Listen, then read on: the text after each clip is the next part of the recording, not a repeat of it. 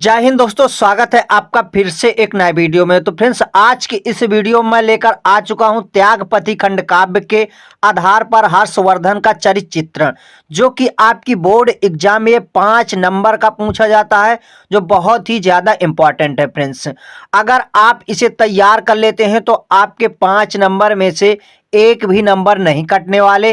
तो चलिए शुरू करते हैं। आपको कैसे लिखना है और किस प्रकार से लिखना है और कितनी हेडिंग में आपको चरित्र चित्रण कंप्लीट कर देना है। इसके लेखक है रामेश्वर शुक्ल, जो त्यागपति खंड काव्य के आधार पर हर्षवर्धन का चरित्र चित्रण को लिखते हैं। वो किस प्रकार से लिखते हैं और चलिए आपको किस प्रकार से बोर्ड एग्जाम में लिखना है।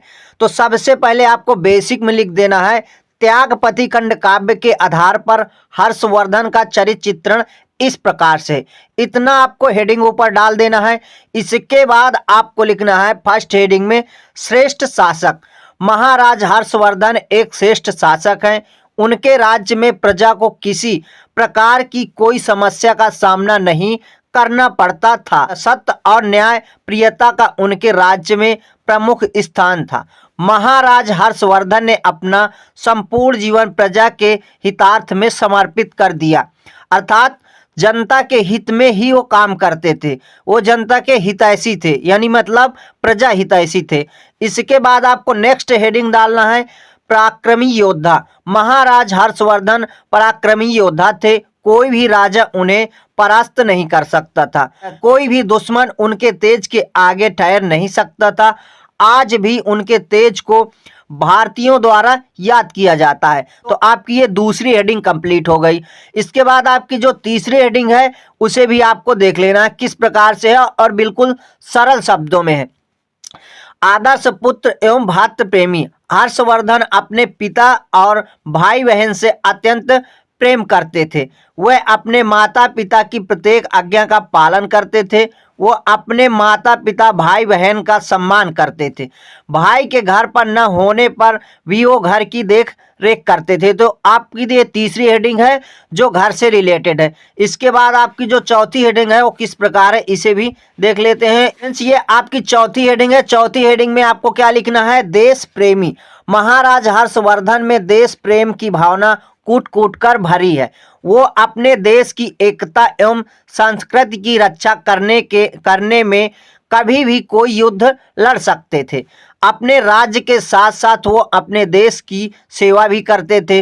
इस प्रकार आपकी चौथी हेडिंग कंप्लीट हो गई। अपने शब्दों में फ्रेंड्स मैंने लिख दिया है, आपको भी ऐसे कहानी की तरह याद कर लेना है और लिख देना है। तो आपके नंबर एक भी नहीं कटेंगे। इसके बाद नेक्स्ट हेडिंग है पांचवी, धर्मपरायण। हर्षवर्धन धर्मपरायण थे। हर्षवर्धन एक धर्मपरायण पुरुष थे। वो अपने राज्य में कोई भी कार्य धर्म के विरुद्ध नहीं करते थे। वो धर्म को अपना जन्मजात बंधन मानते थे। इतना आपको लिख देना है। एकदम छोटी छोटी हेडिंग है जिससे आपके 5 नंबर नहीं कटेंगे। इसके बाद चलिए आपको निष्कर्ष लिखना है। आपको लास्ट में निष्कर्ष हेडिंग डाल देना है। उसके बाद लिखना है अतः निष्कर्ष रूप से कहा जा सकता है कि हर्षवर्धन एक श्रेष्ठ शासक, पराक्रमी योद्धा, धर्मपरायण एवं अपने माता पिता के परम भक्त थे।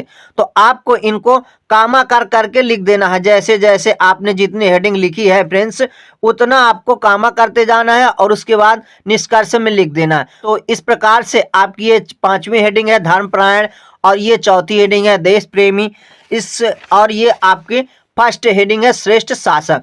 तो इस प्रकार से त्यागपति खंड काव्य के आधार पर हर्षवर्धन का चरित्र चित्रण कंप्लीट होता है, जिसके नायक हैं हर्षवर्धन। तो फ्रेंड्स, इस प्रकार से मैंने 5 हेडिंग में आपको त्यागपति खंड काव्य के आधार पर हर्षवर्धन का चरित्र चित्रण कंप्लीट करवा दिया है, जो बोर्ड एग्जाम की दृष्टि से बहुत ज्यादा इंपॉर्टेंट है। तो ऐसे अगर आप तैयार कर लेते हैं, कहानी की तरह लिख देते हैं, तो आपके एक भी नंबर नहीं कटेंगे। तो चलिए अब मिलते हैं नेक्स्ट वीडियो में नेक्स्ट टॉपिक के साथ। तब तक के लिए जय हिंद, वंदे मातरम।